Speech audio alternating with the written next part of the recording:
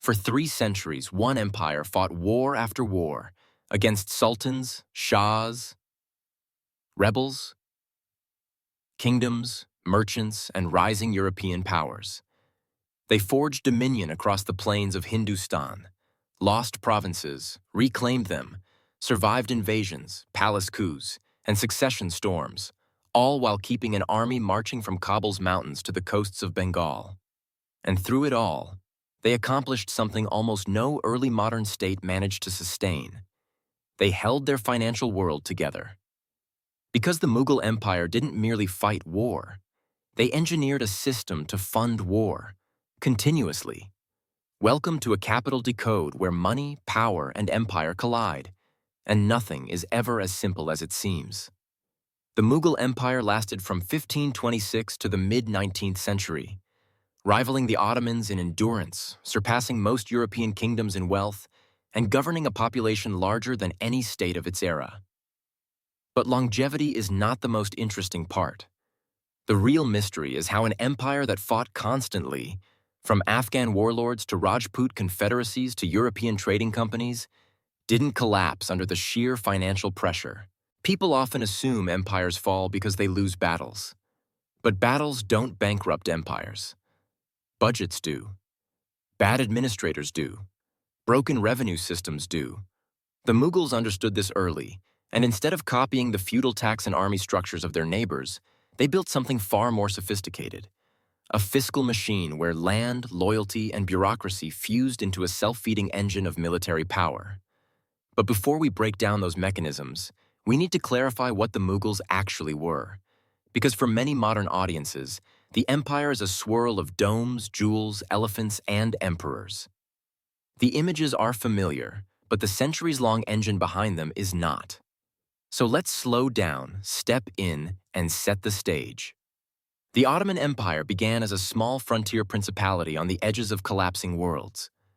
Byzantium was fading, the Mongols no longer dominated Anatolia, and along the fault lines of these shifting powers stood Osman's tiny state, a cluster of warriors, horses, and opportunity. Their earliest victories were not grand campaigns but precise strikes that delivered something far more valuable than glory: revenue. Every village absorbed into their domain meant fields, grain, herds, and taxpayers. In a world where land was wealth, conquest did not drain their treasury, it filled it. And that is the first rule of understanding early Ottoman finance. War was not a cost. War was a harvest. By the time the Ottomans captured Bursa in 1326, a crucial commercial city, the empire had already transformed.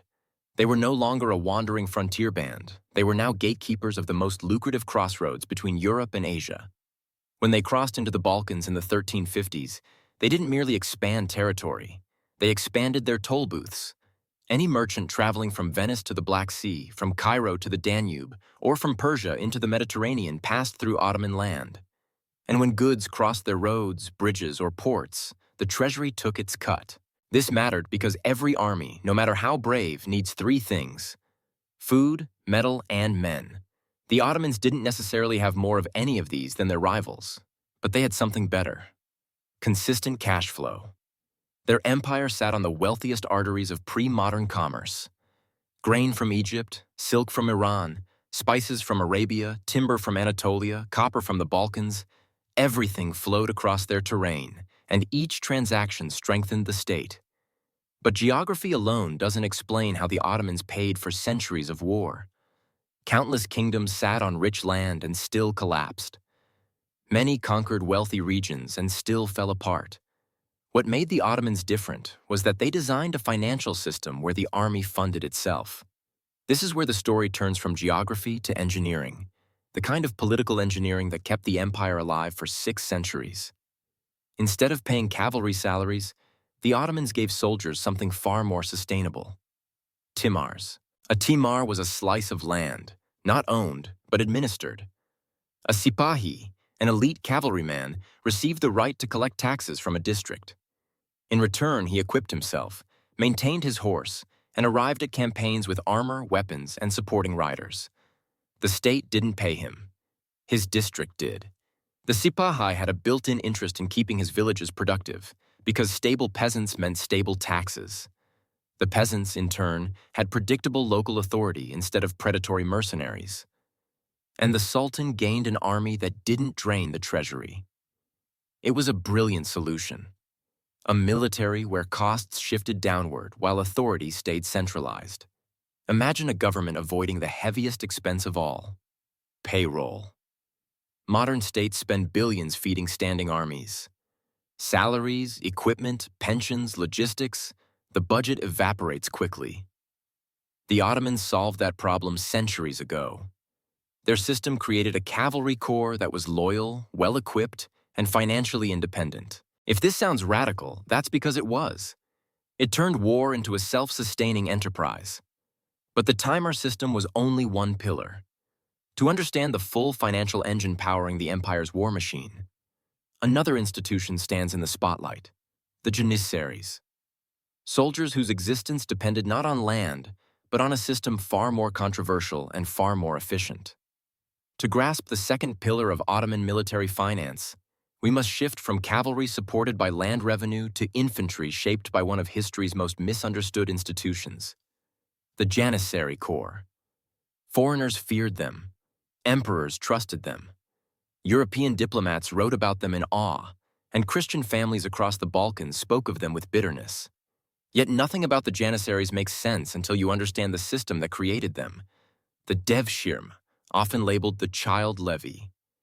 The devshirme was many things: coercive, controversial, effective, and deeply complex.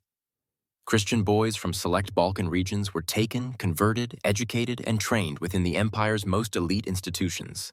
They emerged not as slaves, not as mercenaries, but as a new class of soldier administrators whose loyalty belonged only to the state. From a moral standpoint, the system was harsh and should not be romanticized. But from a financial standpoint, it solved a critical problem. It allowed the Ottomans to acquire elite soldiers without paying the cost of raising them. In most medieval states, training professional infantry was wildly expensive. You had to feed children for years, provide instructors, fund equipment, and maintain discipline. The devshirme redistributed that cost. The empire invested in education and training once the recruits arrived, but the upbringing, the most resource-intensive phase, was effectively externalized to the population under Ottoman control. Once trained, the janissaries lived under strict regulations. No marriage, no private income, no independent businesses in their early centuries. This eliminated divided loyalties and ensured that their financial life and military life were one and the same. The state paid them, housed them, and controlled them. Their discipline became legendary. If the timar system made cavalry inexpensive, the janissaries did the same for infantry. Together, they formed a military system that allowed the Ottomans to wage long campaigns without the fiscal catastrophes that destroyed their rivals. But the empire didn't rely solely on these two pillars. In fact, they perfected an even more powerful principle: war paying for war. Conquest created new taxpayers. New taxpayers funded new timars. New trade routes brought new tolls. A European king might win a territory only to spend more defending it than it produced. The Ottomans, in contrast, structured their administrative system so that almost every territorial addition strengthened their next campaign. Then there was trade. The geography of the Ottoman Empire was not just fortunate, it was financially transformative. They controlled the Bosporus and Dardanelles, gateways of the Mediterranean and Black Sea, plus the land routes running from Persia through Anatolia, from Arabia to Egypt, and from the Balkans to Istanbul. If a merchant wanted to go anywhere important, the Ottomans took a fee. And commerce flowed. Carpets from Iran, spices from India, gold from Sudan, furs from Russia. All passed through Ottoman toll stations. The state taxed goods at ports, on roads, at bridges, and in urban markets. They built customs houses designed not just for regulation, but for extracting consistent revenue. On top of this came state monopolies. Salt, coffee, tobacco, soap, commodities essential for daily life were placed under direct state control. Revenue from these monopolies flowed predictably, forming a financial backbone as reliable as the tax system itself. If this sounds like modern state-run industries, oil companies, nationalized gas pipelines, sovereign wealth funds, That's because the concept hasn't changed.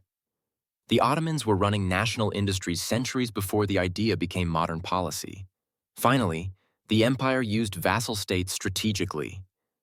Instead of directly governing every border region, they accepted tribute. Crimean khans, Wallachian princes, and other regional powers paid annual sums for autonomy. Tribute cost nothing to collect and financed armies, forts, ships, and administration without the expense of direct rule. But nothing lasts forever. Every system, no matter how brilliant, eventually reaches its limits. For the Ottomans, the first cracks appeared when the world around them changed, faster and more dramatically than their fiscal engine could adapt. By the late 1600s, the world economy shifted. European powers built oceanic trade empires. Goods that once traveled over land through Ottoman territory began moving by sea around Africa. The Portuguese, Dutch, and English rerouted global commerce, bypassing the caravans and ports that had funded Ottoman expansion for centuries. Suddenly, the empire's geographic advantage weakened. Tolls from Silk Road caravans shrank, customs revenue declined. The once vibrant arteries of Eurasian commerce lost their centrality. War was no longer feeding war at the same scale, yet the empire still faced the same military expenses. At the same time, the timar system began to decay. Sipahis abused tax rights, local administrators broke rules, and corruption eroded oversight. Without strong central regulation, tax districts became personal fiefdoms. Soldiers who were once disciplined and reliable became distant from the state, sometimes even resisting reform. The Janissaries followed a similar path. Their discipline declined as they accumulated privileges, wealth, and political influence. They married, opened businesses, bought property, and transformed from elite soldiers into a powerful political class. Their economic independence made them nearly impossible to control. By the 1700s, they were no longer the streamlined infantry corps that had once terrified Europe. They were a political obstacle.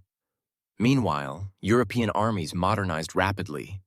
Muskets, artillery, naval fleets, and industrial production raised the cost of warfare. Suddenly, the Ottomans needed standing armies paid in cash salaries, something they had avoided for centuries. And cash was exactly what they lacked. To fund modernization, the empire turned to borrowing. Cautiously at first, then desperately. By the 1800s, foreign loans became a regular part of the Ottoman budget. European banks charged high interest rates. Debt accumulated, payments fell behind. The empire found itself financially dependent on the same powers it once challenged on the battlefield. The climax came in 1881, when an international commission run by Britain and France seized control of Ottoman finances. Railways, salt monopolies, tobacco revenues, customs duties, all were placed under foreign oversight. The empire that once financed war with its own internal engine now had its economy managed by outsiders. It is a familiar pattern. A great power rises with discipline, thrives through innovation, ignores early warning signs, and collapses when its financial system breaks before its military does. And the echoes are unmistakable today. Timar-like systems survive in the form of government-subsidized private contractors.